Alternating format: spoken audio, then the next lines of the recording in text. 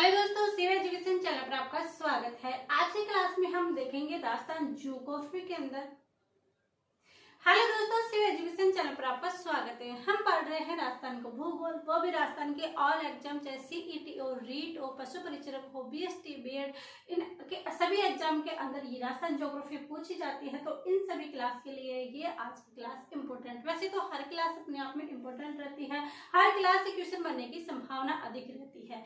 इसके साथ ही हमने पिछले क्लासों में राजस्थान का परिचय, स्थिति विस्तार, भौतिक प्रदेश ये हमने पढ़ लिया था। इसके अंदर हमारा जो ये बालू का स्तूप थे, इन बालू का स्तूपों के अलग अलग जो प्रकार थे वो चल रहे थे। तो इन बालू का स्तूपों के अंदर हमने बरखान बालू का बरखान बालू का स्तूप, अनुधेरी बालू का स्तूप और अनुप्रस्थ बालू का स्तूप हमने पढ़ लिया था। और आज की क्लास में क्या पढ़ने वाले हैं, तो हमने दो भागों में बांटा था। एक तो आकृति के आधार पर और दूसरा हमने किस भाग के अंदर बांटा था, दूसरा हमने बांटा था कि वनस्पति के आधार पर। और वो वनस्पति के आधार पर भी हम आज की क्लास में पढ़ने वाले हैं कि वनस्पति के सहारे निर्माण जो होती है वो कौन कौन सी है। किसके सहारे? वनस्पति के। वनस्पति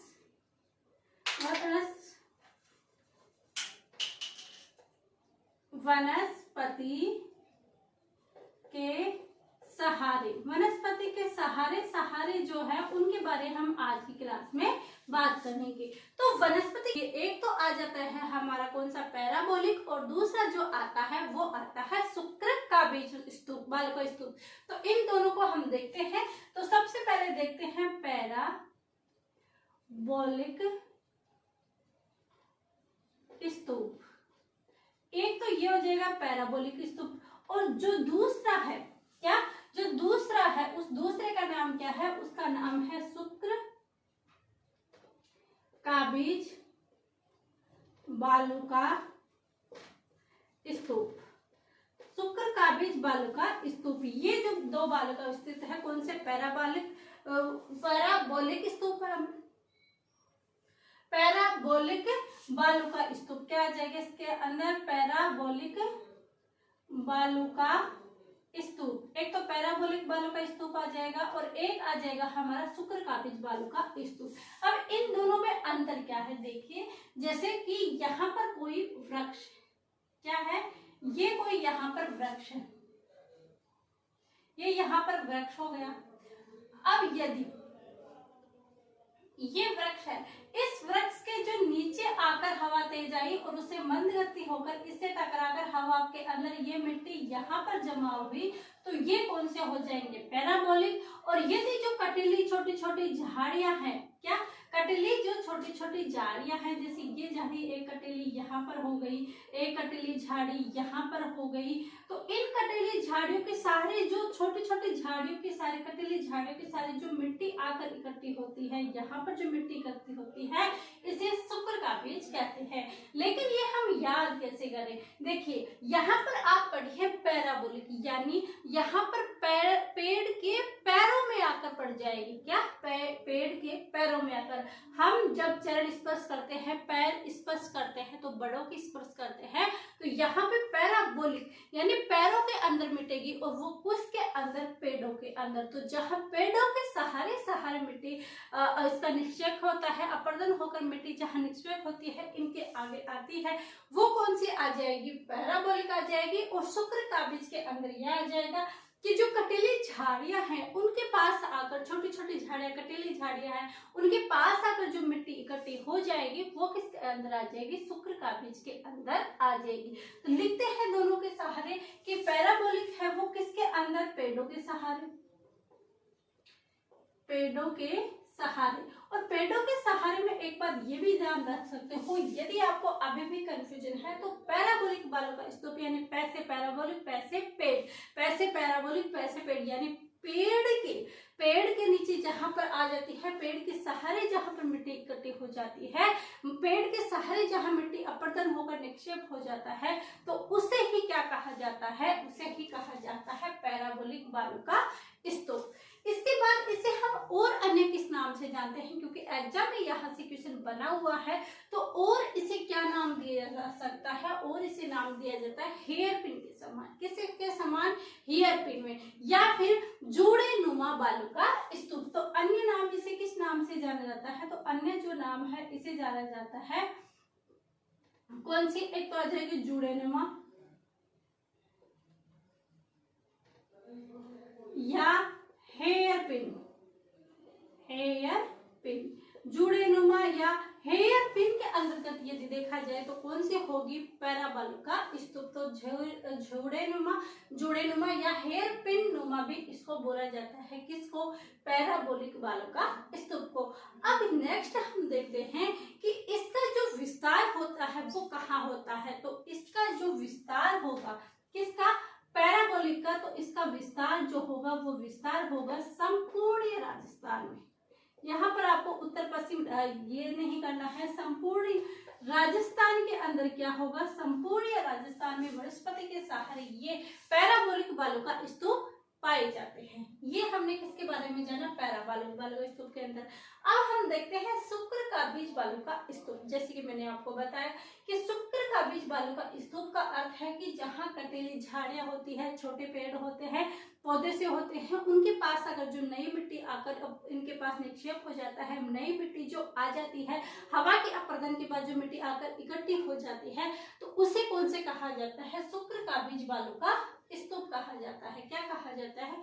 शुक्र का बीज बालों का स्तूप। अब इसका निर्माण कैसे होता है? तो आक एवं झाड़ी के साथ, क्योंकि छोटी छोटी कैसी झाड़ी है, तो इसका जो निर्माण होता है वो निर्माण कैसे होगा? आक व झाड़ी के सहारे। आक व झाड़ी के सहारे सहारे क्या होता है? इस शुक्र का बीज बालों का स्तूप होता है। किसके सहारे? आक व झाड़ी के सहारे। किसके सहारे? आक व झाड़ी के सहारे शुक्र का बीज बालों का स्तूप का क्या होता है? विस्तार यानी निर्माण होता है। और ये आग के सारे जो बालों का स्तूप होते हैं, इनका विस्तार भी कहाँ पर स्थित है? तो इनका विस्तार भी कहाँ पर स्थित है? संपूर्ण राजस्थान में। कहाँ है? संपूर्ण राजस्थान में। तो ये हमारे दो वनस्पति थे, पैराबोलिक बालों का स्तूप और शुक्र का बीज बालों का स्तूप। एक आता है शब्द गारसी या करबा बाग। क्या आता है? ये नोट लगा के लिखना, ये कोई बालों का स्तूप नहीं है। एक आता है गासी या करबा क्षेत्र। गासी या करबा क्षेत्र ये क्या होते हैं? तो देखिए, कोई बालों का स्तूप यहाँ पर आया और यहाँ पर ये मानो यहाँ पर वो बालों का स्तूप बन गया, फिर यहाँ बना, फिर ये बालों का स्तूप बन गया, फिर ये बन गया। तो इनके बीच जो जगह है, इस जगह को क्या कहा जाता है? गासी या करबा क्षेत्र।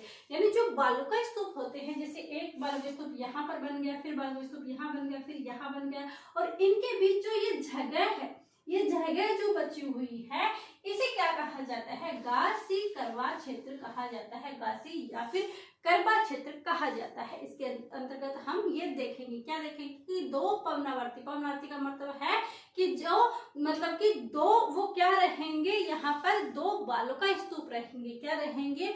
दो बालों का स्तूप। तो ये क्या हो गए? दो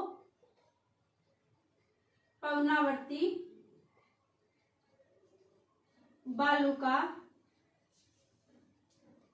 स्तूपों, बालों का स्तूपों के दो पवनावर्ती बालों का स्तूपों के बीच की निम्न भूमि, बीच की निम्न भूमि ही गासी करबा क्षेत्र कहलाती है। गासी या करबा क्षेत्र कहलाती है। क्या कहलाती है? गासी या करबा क्षेत्र कहलाती है। यहाँ देखिए, गासी या करबा क्षेत्र दो पवनावर्ती बालों का स्तूपों के बीच की निम्न भूमि जो क्या कहलाती है? गासी या करबा क्षेत्र कहलाती है। तो ये हमने वनस्पति के में जाने, आई होप आपके समझ में आ गया। तो वनस्पति के आधार पर हमने बांट लिया, पैराबोलिक पैसे पेड़, पैसे पैराबोलिक, और पैसे वो पेड़ों के पैरों के अंदर मिट्टी जो निक्षेप होता है मिट्टी का, वो तो जहाँ अपर्दन होगी यहाँ पर मिट्टी निक्षेप हो जाएगी इन पेड़ के सहारे, तो कौन सा हो जाएगा? पैराबोलिक बालों का स्तूप। इसके बाद हमने देखा कि इसका विस्तार है वो संपूर्ण राजस्थान में पाया जाता है। और आगे क्या देखा? शुक्र का बीज बालों का स्तूप। ये इसका निर्माण आग व झाड़ियों के सहारे होता है, और पैराबोलिक का होता है पेड़ के सहारे। और ये कहाँ है? इसका संपूर्ण राजस्थान में इसका विस्तार है। और एक हमने देखा यहाँ गासी या करबा क्षेत्र किसे कहते हैं? तो जो दो पवनावर्ती बालों का स्तूप है उसके बीच जो जगह बच जाती है, उसके बीच जो निम्न भूमि होती होती है उस निम्न भूमि को क्या कहा जाता है, तो वो बीच की जो निम्न भूमि बच जाती है उसे ही क्या कहा जाता है, गासी या कर्बा क्षेत्र कहा जाता है। ऐसे ही छोटी छोटी चीजों से आपको पूरा सिलेबस करवाया जाएगा। राजस्थान ज्योग्राफी अच्छे से क्लियर होगी, आई होप आप याद भी कर पाओगे। ऐसे ही यहाँ पर ये क्लासें डेली की यहाँ पर आपको मिलेगी। चैनल पर आप बने रहिएगा और क्लासें आप कंटिन्यू देखते रहेगा। कंटिन्यू क्लास यहाँ पर आती रहेगी। चैनल को यदि आप डेली के देखते हो तो सब्सक्राइब जरूर कीजिएगा, ताकि यदि कोई भी क्लास आती है, कोई भी नोटिफिकेशन आता है तो सबसे पहले आप तक पहुंचे। यदि क्लास आती है तो लाइक तो बनता है, लाइक कीजिए, शेयर कीजिए एंड सब्सक्राइब कीजिएगा। आप सभी का धन्यवाद। Thank you.